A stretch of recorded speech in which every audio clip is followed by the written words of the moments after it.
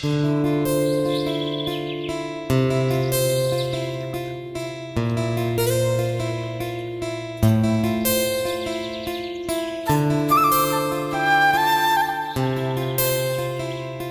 অপেক্ষার ধারণাটা একদম সিনেমার মতো, হাতে ফুল, বাতাসে চুল উড়ছে, চোখের বৃষ্টির ঝিলিক। বাহ, আমার মনে হচ্ছে শুটিং স্পটে এসে পড়েছি। আর তুমি সেই বোকা হিরো যিনি প্রতিবার নায়িকাকে বসিয়ে রাখেন আর নিজে নায়ক চিত্র ভঙ্গিতে দেরিতে আসেন। দেরি করিনি, তোমার হাসিটা ঠিক কোণ থেকে দেখার সময় মিলিয়েছে।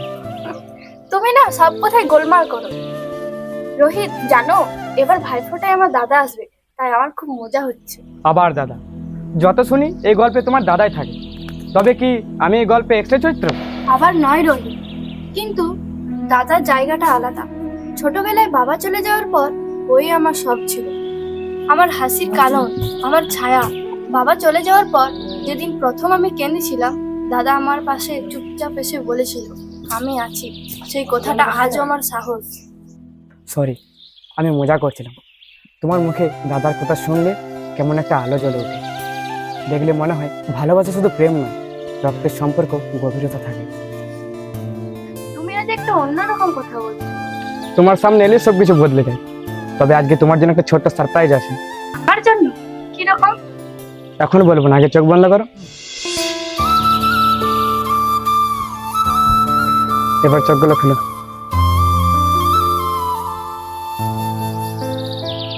এইটা আমার জন্য?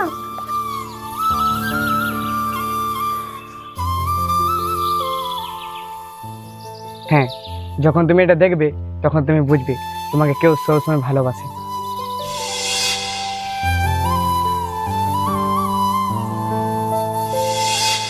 শুনছো রোহিত, ভাইফোঁটা আসছে।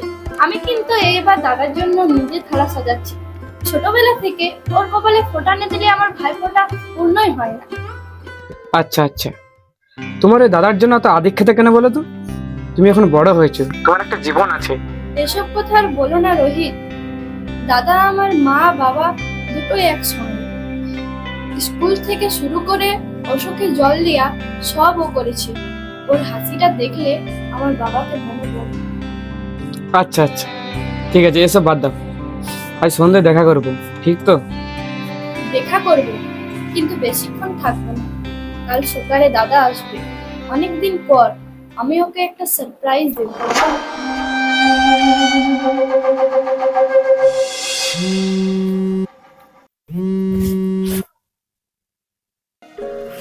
ছোট, আমি আবার তোর জন্য পুজোর ছুটি নিতে পারবো না রে। অফিসে খুব চাপ। কি? না দাদা, তুই না বলেছিলি যেদিন কাজ করব সেদিন একটা গিফট আনবো, ভুলে গেছিস? ভুলিনি রে পাগলি, তুই তো আমার একমাত্র প্রিয় জিনিস। গিফট কিভাবে ভুলবো? তাহলে চলে আয় না প্লিজ। না রে, এবার সত্যি পারবো না। তোকে আবার ভিডিও কলেই ফটো যেতে হবে। তাহলে শোন দাদা, এবার আমি তোর জন্য একটা সারপ্রাইজ রেখেছি। সারপ্রাইজ? কি সারপ্রাইজ, এখনই বল না। না না, এখন বলা যাবে না। তুই যখন আসতেই পারবি না, তখন তুই রাত 12টার সময় ভাইফোঁটার দিন ফোনে দেখে নিস, ঠিক আছে? ঠিক আছে, দেখি এবার তুই কি ফোন দিয়ে দিয়েছিস।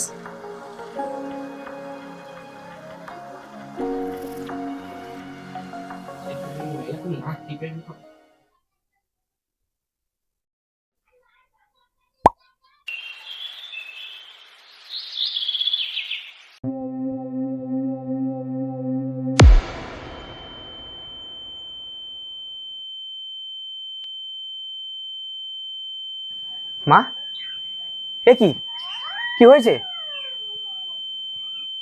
অপিতার ডাকিস না, তোর বোন তোর অর্পিতার নেই। কি বলছো তুমি মা? না না, আজ তো ভাই ফোঁটা মা। অর্পিতা তোমার আজ আমি ফোঁটা দেবে। ইন্সপেক্টর বাবু, বলুন না আমার বোন কোথায়? ও ঠিক আছে তো? আমরা পাশের মাঠের প্রান্তে ওনাকে পেয়েছিলাম। একটু দেরি হয়েছিল, গলায় একটা দাগ ছাড়া শরীরে কোনো ক্ষত পাওয়া যায়নি। যেন পরিকল্পিতভাবে ওনাকে কে খুন করেছে।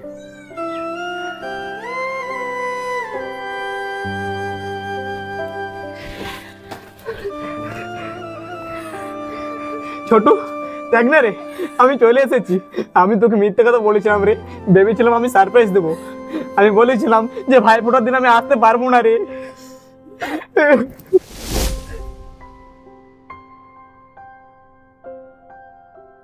মামা দেখো না, আমি খুব সুন্দর করে ভাইফোঁটার থালা সাজিয়েছি।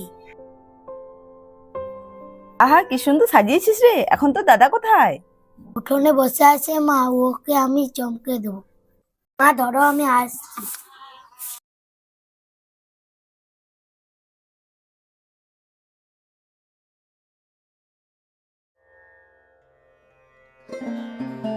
ধাপ্পা। আরে কে? ভূত নাকি রে? না রে, নিজের ভূতনি বোন। তুই আজ সকাল সকাল এত খুশি কেন রে? তুই জানিস না আজ ভাইফোঁটার দিন কপালে তিলক দেবো, তারপর তোকে খাওয়াবো লুচি আর পায়েস। আহা, তাই নাকি? তুই বল তো, আজ তুই আমার কাছে কি গিফট চাস? কিছুই চাই না দাদা। না না, চাই তো হয়। ভাইফোঁটা মানে তো একটা ইচ্ছা থাকতেই হয়। তাহলে শোন দাদা, তাহলে তুই যখন বড় হবি তখন আমার জন্য একটা ছোট্ট গিফট আনবি। এমন গিফট রে পাগলি? একটা ছোট্ট রূপার বালা, যার ভিতরে লেখা থাকবে আমার দাদা আমার ছায়া। তুই জানিস এটাই সবচেয়ে তোর বড় গিফট হয়ে যাবে। পাখিটা তোর হাতে থাকবে না, থাকবে আমার প্রতি জ্ঞান, আমার প্রতি নিঃশ্বাস। আমি তোর মাথায় হাত দিয়ে বলছি, যতদিন এই পৃথিবীতে নিঃশ্বাস থাকবে ততদিন রাখি বন্ধন ছিড়বে না। যদি কোনোদিন তোর কান্নার সুর বাজে, তাহলে আমি দূর থেকেও শুনে ফেলবো। না রে, তুই আমার দাদা নস, তুই আমার অভিমান, তুই আমার আশ্রয়। না রে, তুই আমার ছোট্ট রৌদ্র, যার আলো ছাড়া সকাল হয় না। চলো দাদা, ঘরে চল।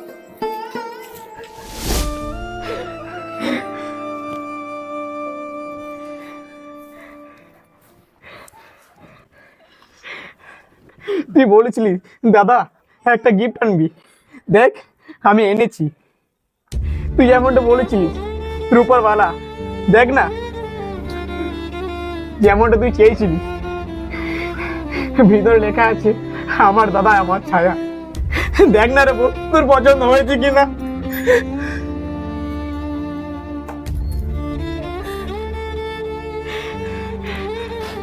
তুই আমার রোদ্দুরে ছিলিস রে, আর আমি তোর ছায়া। তাই তুই নিভে গেছিস, কিন্তু তোর ছায়া এখনো বেঁচে আছে রে। কিন্তু আমি শপথ করছি, যে হাত তোর প্রাণ কেড়েছে সে হাত আমি ভেঙে ফেলবো। যে চোখ তোর দিয়ে পুষ্টি নজর তাকিয়েছে সে চোখ আমি নেমেই দেবো। তুই শুধু এখন দেহ নোস, তুই আমার প্রতিজ্ঞা হয়ে গেলি রে।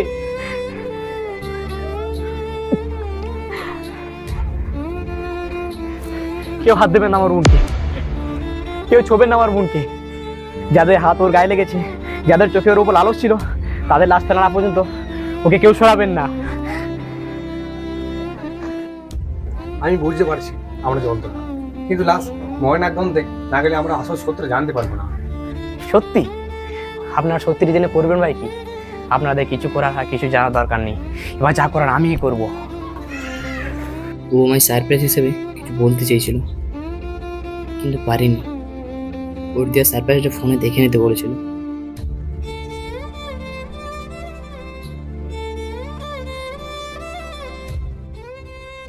দাদা, আমি আমার জীবনে নতুন অধ্যায় শুরু করেছি। তুই রাগ করিস না, শুধু আশীর্বাদ কর। আমি তোকে হারাতে চাই না, শুধু নিজের ছোট্ট সুখটা ভাগ করতে চাই। আমি একজনকে ভালোবাসি, ওর নাম রোহিত। ওর ছবিটা দিলাম। রোহিত, রোহিত, রোহিত, এই রোহিত নামটা মাখানে শত্রু হয়ে গেল। ঠিকঠাকই আমার কোনো বন্ধু না প্রেমিক, ওর এই হাসির আড়ালে লুকিয়ে আছে শয়তানি। আজকে বুঝলি, ওই শালা এখনো থানায় ঘুরে বেড়াচ্ছে ওর বোনের ন্যায় বিচারের জন্য। জমির বুঝবে আমাদের 2 নম্বরের গাড়ি পুলিশকে ধরে দেওয়ার কি পরিণতি হতে পারে।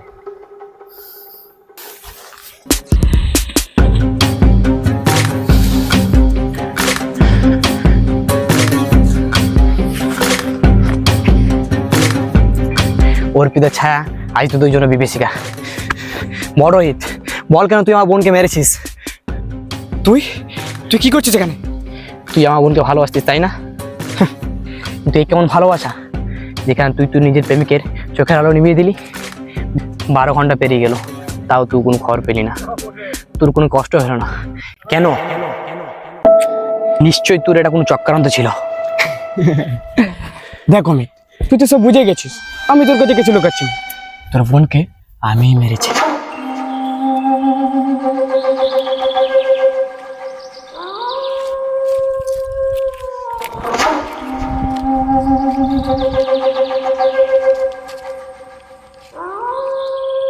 রোহিত, রোহিত, কোথায় তুমি? আমাকে এই জায়গায় ডাকলে কেন? আমার ভয় লাগছে কিন্তু। ভয় পাবে না ওর পিতা, আমি তো আছি।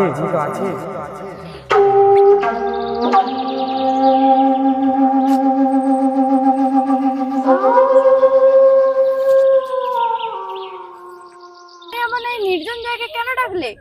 মা জানলে রেগে যাবে। তোমাকে একটা সারপ্রাইজ দিতে চাই।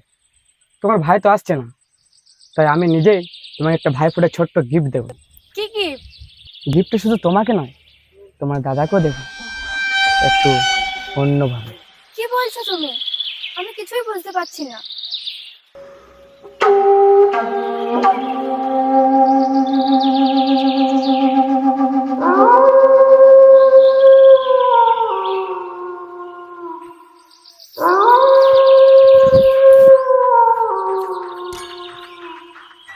এরা কারা রোহিত? আর তুমি এদের সঙ্গে আমাকে কেন ডেকেছো? কারণ তোর দাদা অমিতের জন্য আমার বাবাকে জেলে যেতে হয়েছিল, তখন আমি খুব ছোট ছিলাম। না রোহিত, তুমি ভুল করছো। আমি তো তোমার কিছুই করিনি। তুমি করেছো, অমিতকে হাসি দিয়েছো, ওকে শক্তি দিয়েছো, তাই তোমাকে শেষ করতে হবে। রোহিত থামো, আমি তোমায় ভালোবাসি। তুমি কি আমায় ভালোবাসো না? ভালোবাসা? ভালোবাসা আবার শত্রুর বোনের সঙ্গে? অসম্ভব, ওটা আমার প্রতিশোধের ছদ্মবেশ।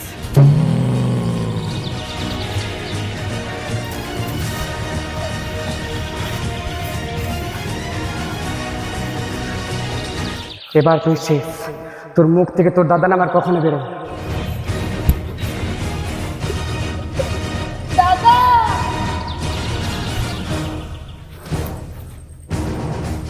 ওরে রোহিত মরে গেছে।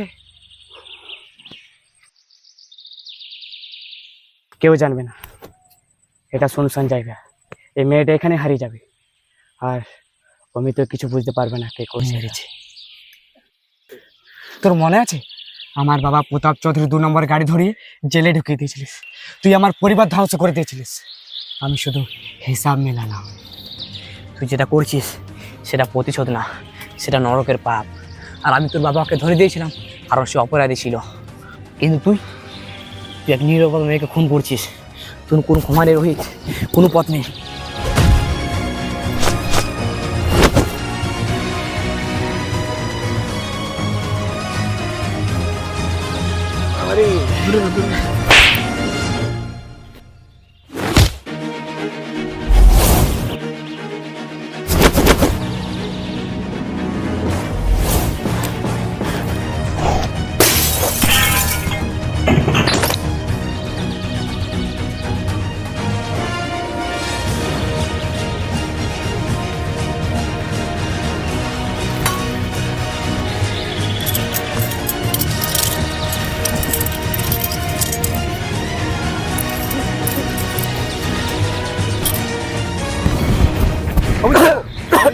নেবেন না? না ইন্সপেক্টর বাবু, এখানে মারলে বাবু না আত্মশান্তি পাবে না।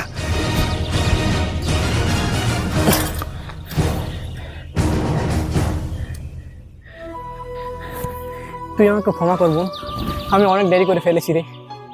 আমি কিন্তু তোর ভালোবাসা মানুষকে মারিনি, আমি ওর ভিতরে শয়তানিটাকে মেরেছি। আমি আমার বোনের প্রতিশোধ নিয়েছি। ইন্সপেক্টর বাবু, আমাকে গ্রেফতার করুন, আমি আমার বোনের প্রতিশোধ নিয়েছি।